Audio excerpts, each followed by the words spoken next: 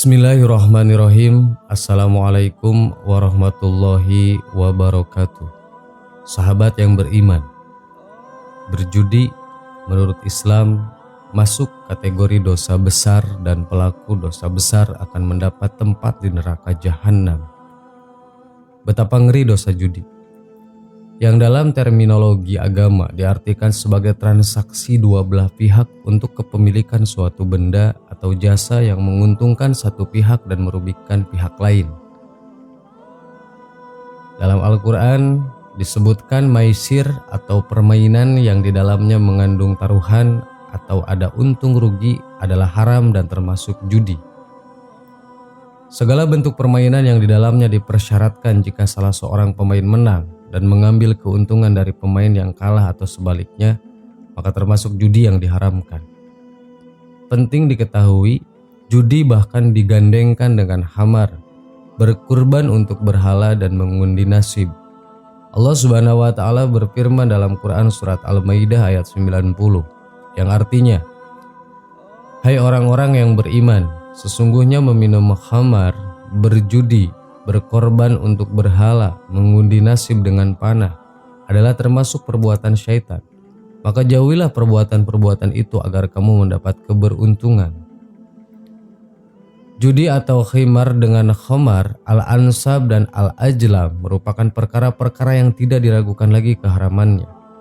Bukan hanya itu, judi juga disebut dengan rijsun atau najis. Allah terkadang menyebut berhala dengan rijsun, seperti dalam firman-Nya, "Fajtanibu rijsa minal ausan."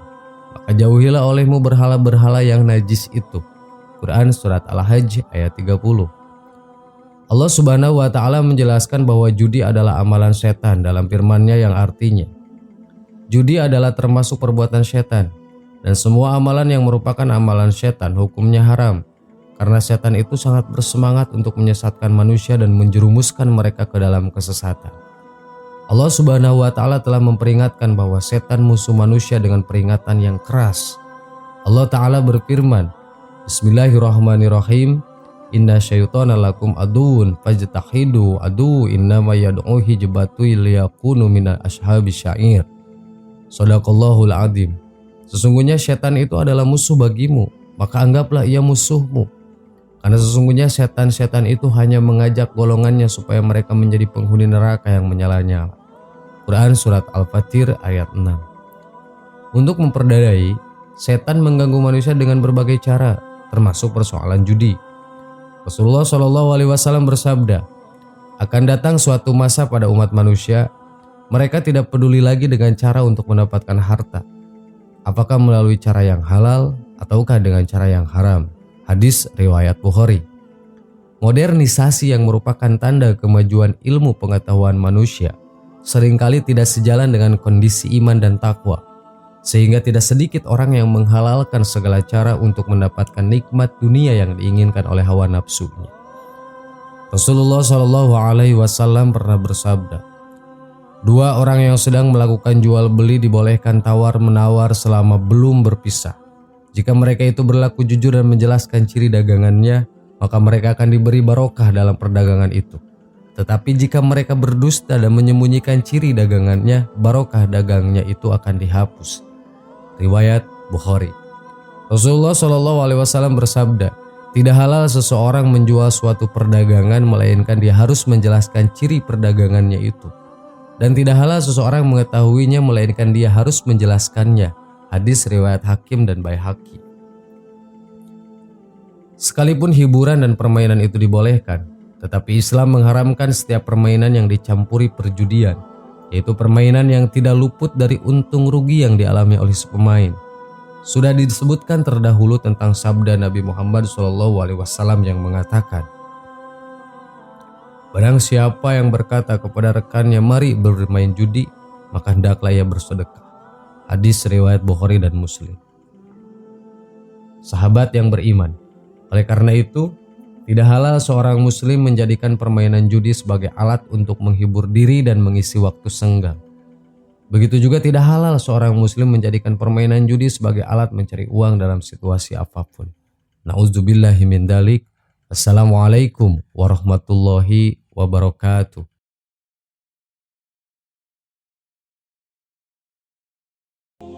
Bismillahirrahmanirrahim. Assalamualaikum warahmatullahi wabarakatuh. Sahabat yang beriman, bersedekah merupakan salah satu amalan yang sangat dianjurkan oleh Allah dan Rasul-Nya. Di dalam melakukan sedekah atau pemberian, kita dianjurkan untuk ikhlas. Sebab keikhlasan menjadi salah satu kunci agar ibadah ini diterima oleh Allah dan mendapatkan balasan pahala. Akan tetapi tidak semua orang bisa ikhlas dalam memberikan sedekah mereka kepada orang lain. Hal tersebut karena niat yang tidak tulus untuk mendapatkan ridho dari Allah. Akibatnya, banyak di antara mereka yang mengungkit-ungkit apa yang telah diberikan kepada orang lain. Pamer dan ingin mendapat pujian menjadi salah satu alasan orang mengungkit-ungkit pemberian mereka. Namun mereka tidak menyadari bahwa ada balasan yang pedih bagi orang yang suka mengungkit pemberian. Lantas balasan apa yang akan diperoleh? Berikut informasi selengkapnya. 1. Hilangnya pahala sedekah orang tersebut. Ternyata orang yang gemar mengungkit-ungkit sedekah atau pemberian mereka akan kehilangan pahala yang seharusnya mereka peroleh dari amal kebaikan tersebut. Allah Subhanahu wa Ta'ala berfirman yang artinya, "Hai orang-orang yang beriman, janganlah kamu menghilangkan pahala sedekahmu dengan menyebut-nyebutnya dan menyakiti perasaan si penerima, seperti orang yang menafkahkan hartanya karena riya kepada manusia, dan dia tidak beriman kepada Allah dan hari kemudian. Maka perumpamaan orang itu seperti batu licin yang di atasnya ada tanah. Kemudian batu itu ditimpa hujan lebat, lalu menjadilah dia bersih atau tidak bertanah. Mereka tidak menguasai sesuatu pun dari apa yang mereka usahakan. Dan Allah tidak memberi petunjuk kepada orang-orang yang kafir." Quran Surat Al-Baqarah ayat 264. Allah memberikan perumpamaan bahwasannya pahala yang diperoleh seseorang itu layaknya batu licin yang di atasnya ada tanah kemudian hujan menyapunya hingga bersih. Hal demikian ini akan terjadi pula pada pahala orang yang suka bersedekah namun mengungkit-ungkit lagi. Maka pahala yang akan diperoleh itu akan hilang begitu saja dan kesia-siaan yang akan diperoleh orang tersebut. Selain dapat menghapus pahala dari amalan tersebut, mengungkit-ungkit sedekah atau pemberian juga bisa menyakiti hati si penerima. Tidak hanya itu, kebiasaan ini juga bisa membatalkan rasa syukur kita kepada Allah Subhanahu wa Ta'ala. 2. Tidak akan diajak bicara oleh Allah saat di akhirat dan tidak akan masuk surga. Balasan yang pedih akan diterima oleh mereka yang suka mengungkit-ungkit sedekah atau pemberiannya kepada orang lain, yakni Allah tidak akan mengajak berbicara saat di akhirat kelak. Dari Abu Dzar radhiyallahu an, dari Rasulullah SAW bahwa beliau bersabda, 3 macam orang yang Allah tidak akan mengajak mereka bicara pada hari kiamat: tidak melihat mereka, tidak menyucikan mereka, dan bagi mereka azab yang pedih. Rasulullah mengulangi perkataan itu 3 kali. Abu Dzar berkata, "Celaka dan merugilah mereka. Siapakah mereka wahai Rasulullah?" Rasulullah menjawab, "Orang-orang yang memanjangkan celana atau kainnya melebihi mata kaki. Manan, orang yang mengungkit-ungkit pemberian, dan orang yang menjajakan dagangannya dengan sumpah palsu." Hadis riwayat Muslim. Ada 3 golongan di hari kiamat di mana Allah tidak berbicara, tidak melihat, dan tidak pula menyucikan mereka, dan bahkan mereka disiksa yang pedih, yakni orang yang melabuhkan sarungnya hingga telapak kaki, orang yang mengungkit-ungkit pemberiannya, dan orang yang menawarkan dagangannya dengan sumpah palsu. Hadis riwayat Muslim. Hadis tersebut menjelaskan bahwa orang yang suka mengungkit-ungkit pemberian akan mendapatkan hal yang sangat mengerikan di akhirat kelak. Allah tidak akan berbicara kepada mereka apalagi menyucikan mereka, dan yang lebih parah adalah mereka akan langsung mendapatkan siksa yang pedih. Bahkan Rasulullah SAW pernah bersabda bahwa orang yang suka mengungkit-ungkit pemberian termasuk ke dalam golongan orang yang tidak akan masuk ke dalam surga saat di akhirat kelak sekalipun ia adalah seorang ahli ibadah. Dari Abdullah bin Umar radhiyallahu an, ia berkata, Rasulullah SAW bersabda, "Tidak masuk surga anak zina, manan, orang yang mengungkit-ungkit pemberian, dan anak yang durhaka terhadap orang tuanya dan pecandu khamar atau minuman keras." Hadis riwayat Ahmad Ibnu Hibban.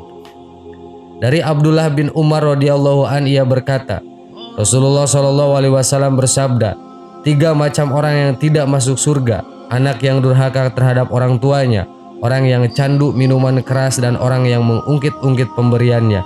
Hadis riwayat An-Nasai. Sahabat yang beriman, demikianlah informasi terkait balasan yang akan diperoleh orang yang gemar bersedekah akan tetapi juga masih mengungkit-ungkit pemberiannya. Selain balasan tadi, perbuatan yang demikian ini juga dapat menimbulkan permusuhan antara manusia. Oleh sebab itu, apabila hendak memberikan sesuatu, hendaknya dengan hati yang ikhlas karena Allah Subhanahu wa taala. Hal ini bertujuan agar kita terhindar dari bahaya-bahaya yang dapat menjerumuskan diri ke dalam neraka. Wallahu a'lam. Wassalamualaikum warahmatullahi wabarakatuh.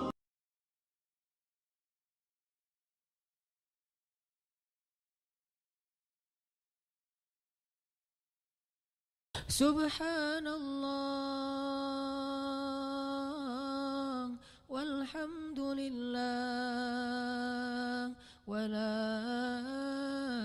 ilaha illallah wallahu akbar. Subhanallah